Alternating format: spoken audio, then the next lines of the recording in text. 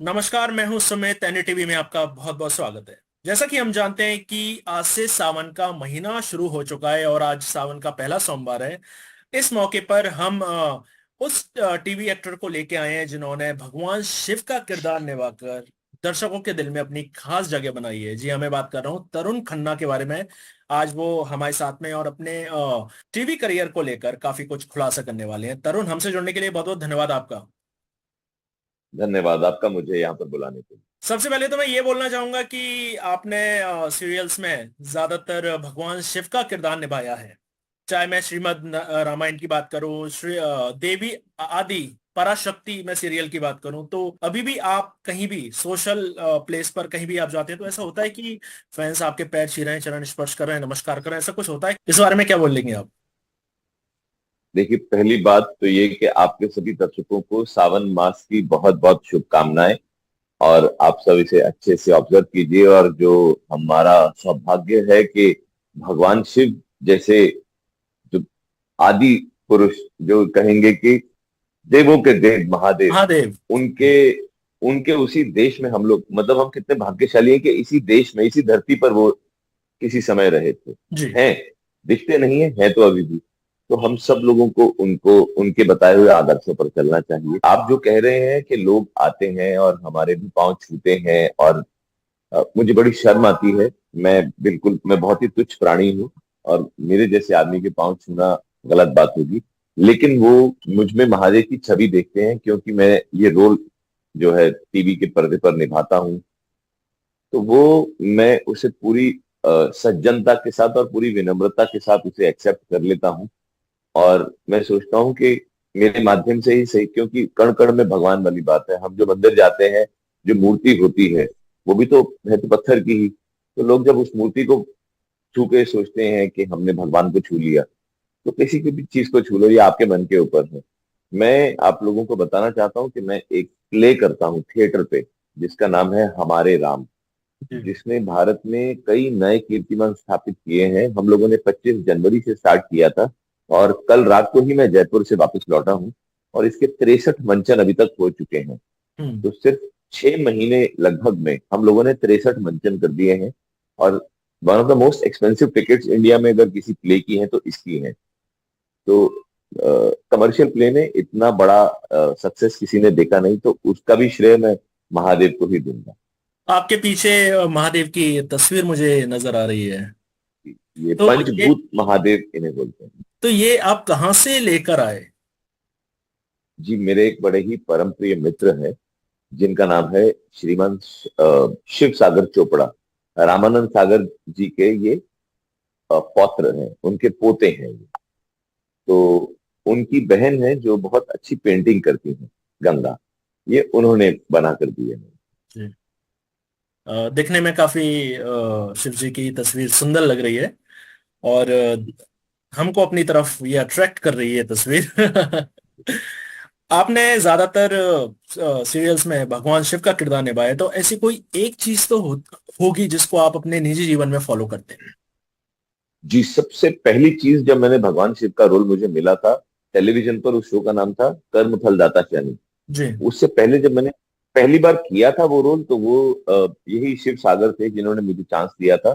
3D film एक बनाई थी, देवी आरासुरी, जी। इन्होंने इस नाम से ये एक 3D फिल्म बनाई थी, जो गुजरात में एक जगह है, अम्बे माता का मंदिर, वहां दिखाई जाती है।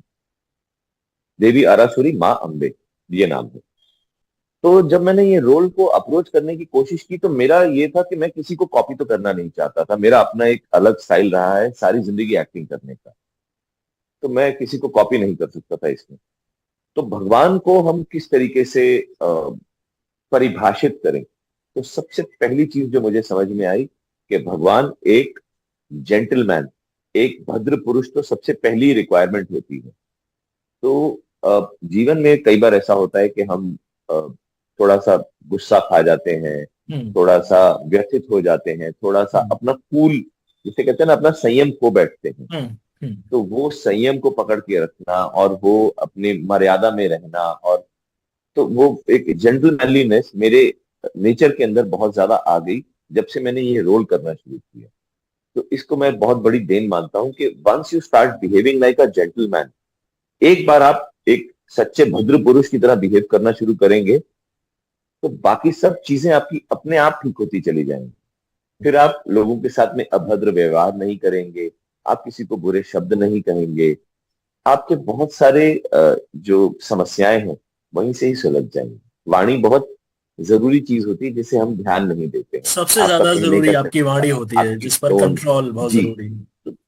बस सिर्फ वो, आप किसी को कोई भी बात कह सकते हो, हम्म। लेकिन वो कहने का जो ढंग होता है जी वो बिल्कुल। बहुत ज्यादा जरूरी होता है। बिल्कुल तो बस बिल्कुल उसी बिल्कुल। को कंट्रोल कर लिया तो आपके संबंध अच्छे हो जाते इसीलिए भगवान शिव को भोलेनाथ कहा जाता है।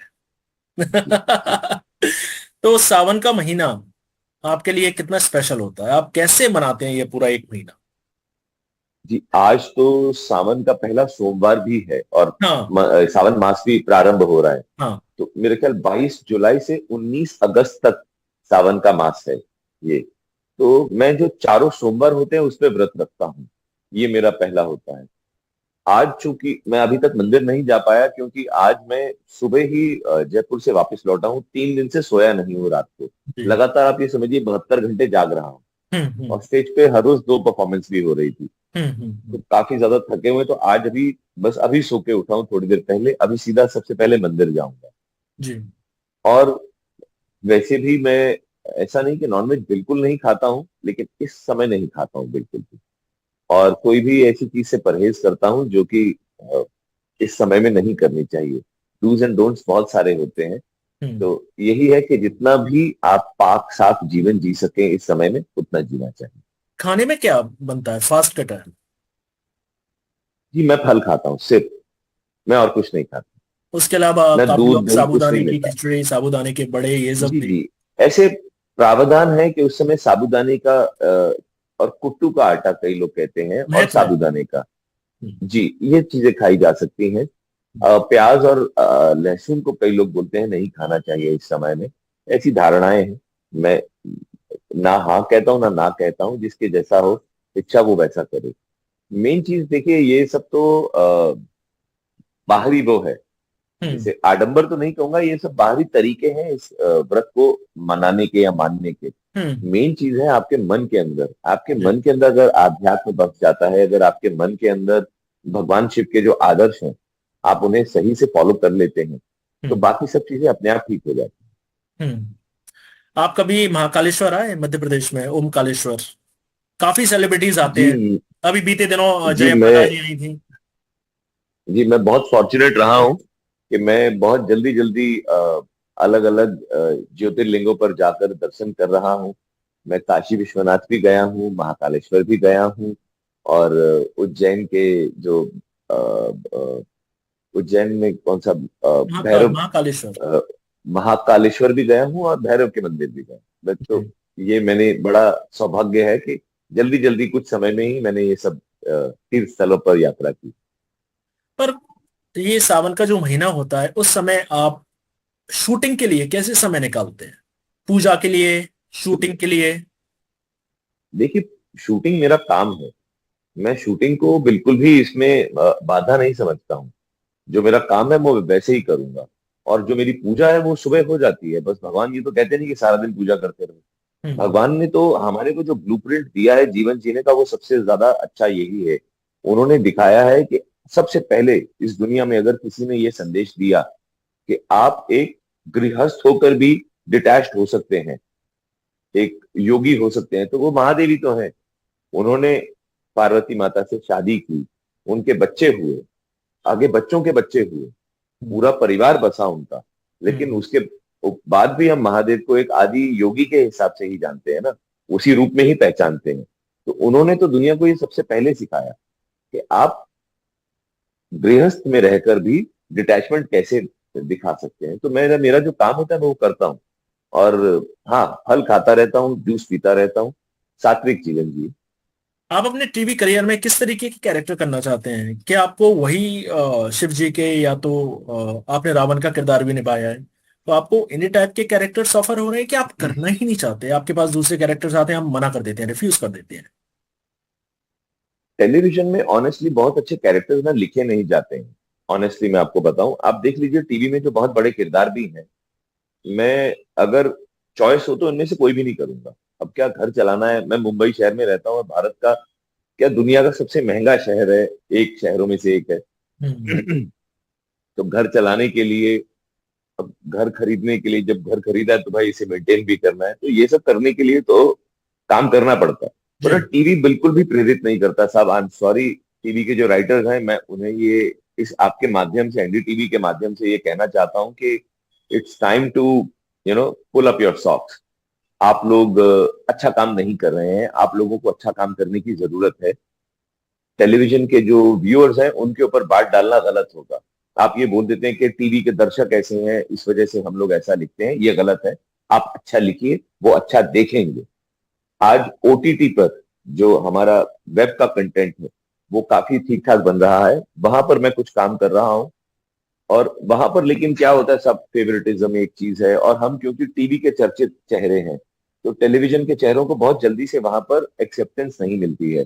और फिल्मों में तो काम ही ज्यादातर उन्हें ही मिलता है जो भाई डायरेक्टर के बेटे या प्रोड्यूसर के बेटे, तो वहां पर तो जाने की हम लोग ट्राई ही नहीं करते हैं ज्यादा।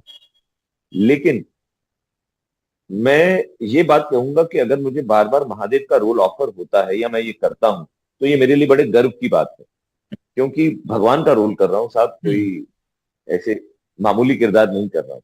तो लगातार कई साल से कर रहा हूँ, और लगातार कई साल से लोग मेरे पास इस रोल के लिए आ रहे हैं, तो ये एक बहुत बड़े गर्व की बात है। इसके अलावा मैं एक जो मेरे मन का है, मैं एक पॉलिटिशियन का रोल करना चाहूंगा। एक ऐसा पॉलिटिशियन जो शायद जादू की छड़ी रखता है अपने पास और सब ठीक कर देता है, जो शायद भारत के लोग देखना भी चाहेंगे और दुनिया को दिखाना भी चाहेंगे। तो ऐसा एक रोल मैं करना चाहूंगा। मेरा आपसे एक आखिरी सवाल। दर्शकों के दिमाग में आपकी छवि भगवान शिव की बन चुकी है।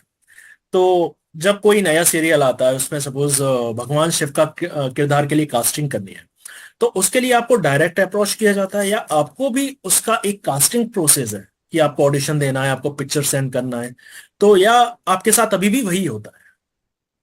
नहीं, मुझे डायरेक्ट बुलाते हैं, मुझसे कोई बात नहीं की जाती। मुझसे सिर्फ पूछा जाता है कि क्या आप करोगे। आप करोगे तो ठीक है, आप नहीं करोगे तो कहीं और देखना शुरू नहीं, करें। उससे आगे भी एक मुझे अब बात होती कोई होगी, पैसों की, कितना पैसे लेंगे आप?